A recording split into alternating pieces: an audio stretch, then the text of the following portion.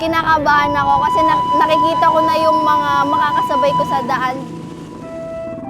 Nahaluan na ng kaba. Sa totoo lang, kinakabahan na ako. Nagtatalo na yung excitement sa kakaba. Hindi ko alam kung anong feeling na nararamdam ko ngayon. Kinakabahan pero may halong excitement. Nararamdaman ko na yung intensity ng mga participants. Medyo natatakot kasi hindi ko kabisado yung ruta. Hoping na matapos ng safe. Naglabas na ng opisyal na pahayag ang BMW Owners Society of Safe Riders. Magkakahiwalay na disgrasya sa Dagupan, La Union at Isabela ang naganap habang may nangyayari na Endurance Motorcycle Challenge. Boss Ironman Motorcycle Challenge. Boss Ironman Motorcycle Challenge. Boss Ironman Challenge. Boss Ironman Motorcycle Challenge.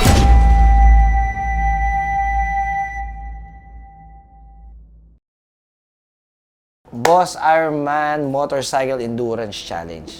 Nung nakita ko nag-open na yung registration for Boss Ironman sa Mindanao, sabi ko talaga, ayos iba to Naimbitahan tayo ng Team Graffiti sa Evo All-Star Mall Tour at para masilayan na din ang Boss Ironman Endurance Challenge sa gaganapin sa Mindanao.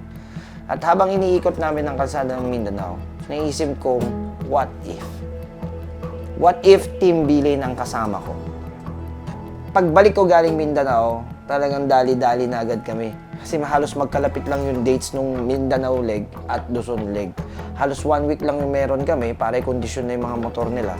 Kaya naisip kong kamustahin na rin yung mga Team Bilin members na tatakbo ngayong Boss Ironman. Kamustahan, kulitan, tawanan, at nung gabi na yon, pinablessing na rin namin yung mga motor namin. Kasi medyo mahaba-habang bakbakan to. Kailangan namin ng blessing ng Panginoon.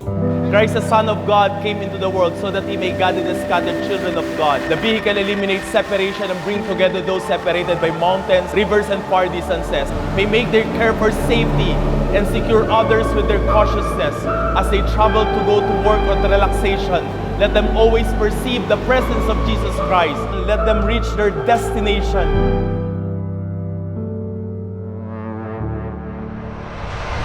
One day before the takeoff, dumiretso na kami ng grid para ipila yung mga motor namin.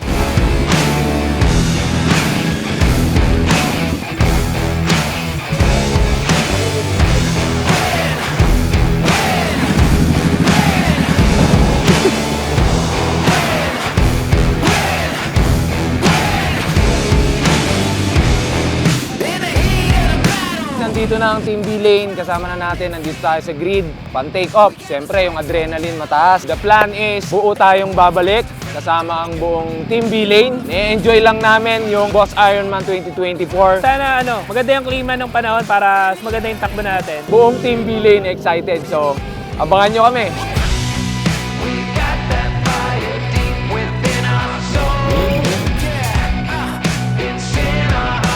So alright mga Siwa Nation, nandito tayo ngayon sa starting grid ng Boss Ironman 2024 dito sa Subic International Airport. At kung nakikita nyo yung mga nakikita namin dito, talagang nakakakilabot kasi ito na naman yung gustong-gusto ko makita. Sandamakmak na motor na naman yung nakapila. Dito masusubok lahat. Pagkakaibigan, samahan, pati sarili mo dito malalaman. Pangatlong beses ko na to at habang tumatagal, masaya ng pasaya dahil palaki ng palaki ang Team Bilin. Nandun na yung mga motor namin, ready for grid. Ready na kami para bukas sa Boss Ironman. After ng scrutineering, dumiretso na kami agad sa hotel, hindi para magpahinga.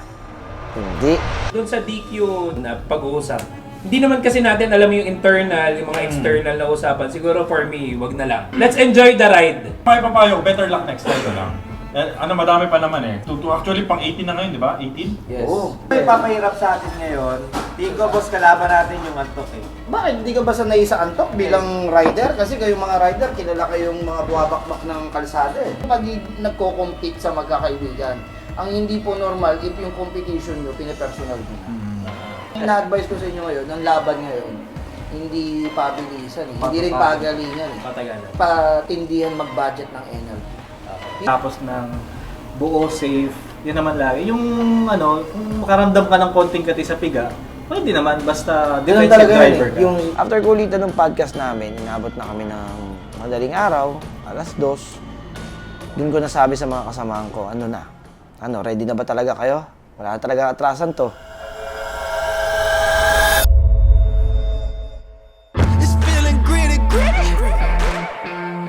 gusto kong patunayan sa sarili ko, gusto kong ma-achieve tong Boss Ironman. Pinaka-goal ko is makatapos, of course, kasi ito yung pinakaunang Ironman experience ko. 2 hours mahigit na lang, magte-take off na. Ang designated take off namin na oras is mga 9 p.m. to 10 p.m. Tapusin natin na maayos, masaya, yung Boss Ironman 2024. Dito tayo ngayon sa grid ng Boss Ironman 2024. Sobrang dami ng mga nangyayari dito. Nagmamadali na kami at marami pa kaming prepare. Bago ipakita sa inyo yung mga kasamahan ko rito, enjoy nyo muna yung mga festivities dito at mga iba pang nangyayari dito.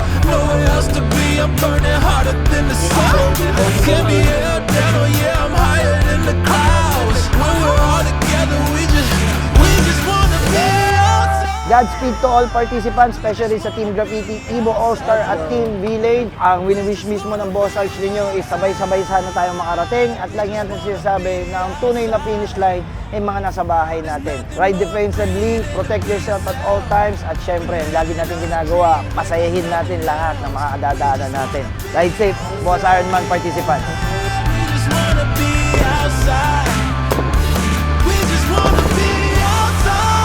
Sana sa pagmamaneho natin, wag nating kakalimutan yung presensya ni Lord, gabay, manatili tayong ligtas. Sana sabay-sabay tayong makabalik bukas ng ligtas.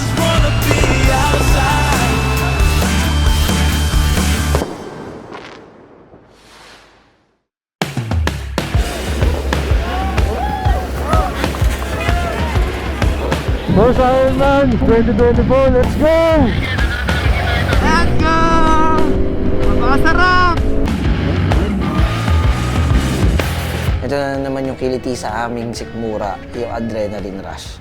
Yan yung nararamdaman namin lahat, pa-take off na kami, inaasahan ko na yan. May mauuna, may mauhuli, may magkakaiwalay, pero ang hindi ko inaasahan sa lahat ay sila ay may kanya-kanyang body. Si Pops Nation ay natapat kay Jet Cindy. Let's go, Jet! Nasa likod mo lang ako, tol, ha? Si Boy 2, naiwan kay Breezy at kay Ashley. Natuwa ako kasi kahit magkaiwalay kami, parang sama-sama pa rin sila. At least nabantayan nila yung isa't isa. Diba? As a leader nila, masaya ako doon kasi I see them growing. Mula nung nag-take off kami, mas pinili kong paunahin lahat ng Team V-Lane. Hinayaan ko silang mag-ride at their own pace. Para kung sino man yung mga mauhuli, for sure, madadaanan ko along the way. Okay, third checkpoint, Vigan Ilocos Sur. Medyo hindi maganda yung mga nakikita namin. Kaliwat kanan aksidente ang nangyayari. Kaya napagpasya naming mag-asawa na magstay na lang dito at i-monitor na lang ang Team V-Lane. Yung iba, chill ride lang at talagang ini-enjoy nila yung endurance. Saya. Picture tayo. Hey! Expected ko na to eh. May mga mauhuli, may mga una, pero ang importante, lahat is safe. May aksidenteng nangyari, pero sa awa ng Diyos, walang matinding nangyari. Ang pinaka-wish ko lang talaga is makatapos at magkita kami sa grid, buong Team V-Lane na kumpleto. Kanina pa ako ganito, banking ng puro ligo talaga. Biyahe muna ulit.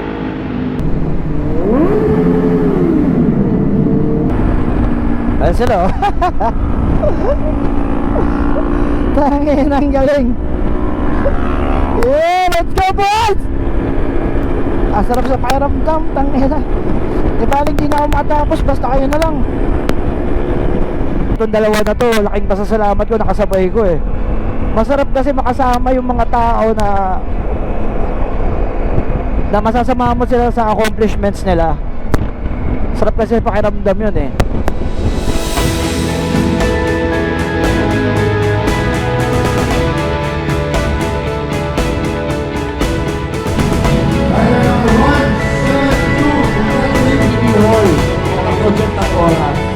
Medyo nakakapagod ngayon kasi mas humaba yung yung biyahe.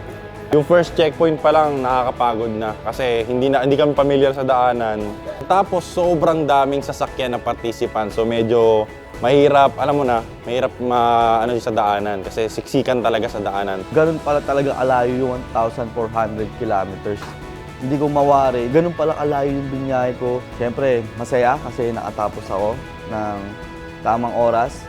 Ito yung ruta ng Boss Ironman na sobrang challenging kasi sobrang haba. First checkpoint pa lang, 211 kilometers na. Sobrang challenging kasi may mga May mga naranasan din kaming ulan, lalo yung paakyat ng Ilocos ba yun? But ayun, hindi ko na matandaan kasi sobrang dilim.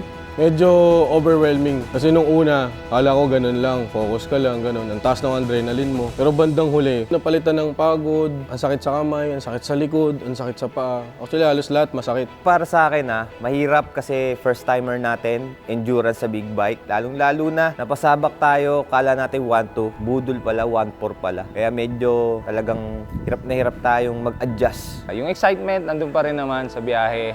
Siyempre kasama ang Team B-Lane. Isa din sa nakatapos ay si Crazy, yung youngest Philippine looper. Batak na to sa endurance. Alam ko naman ang plano mo maging isa sa top 10, pero at least safe ka nakadating. Kaya bawi na lang tayo next time. Ito naman si Pops Nation ngayon gamit ang CB650. Kasabay niyan dumating sa grid si Jet Cindy. Buong gabi silang magkasama, pero syempre puno pa rin ng energy. Pops na Pops eh. At talagang na-proud ako sa mga nakita ko sa Boss Ironman kasi marami ako nakitang naka-V-lane na finisher.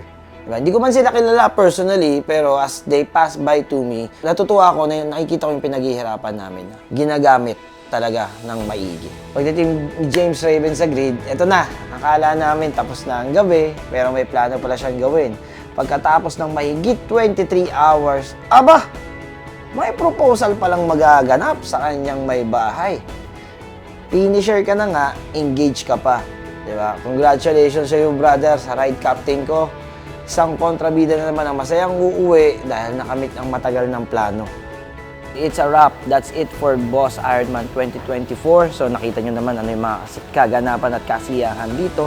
Pero bago natin i-end to, syempre pasalamatan natin yung mga nakasama natin sa biyahe. Nandito silang lahat. So from Team B-Lane to Evo All-Stars, tsaka dun sa mga participants, congratulations sa lahat. Kita-kits next year. Pero bago yan, sabi nga ni Boss Arch, ang buhay ng rider never stops rolling. Kaya meron tayo. Samahan nyo kami sa June. Vitor naman tayo.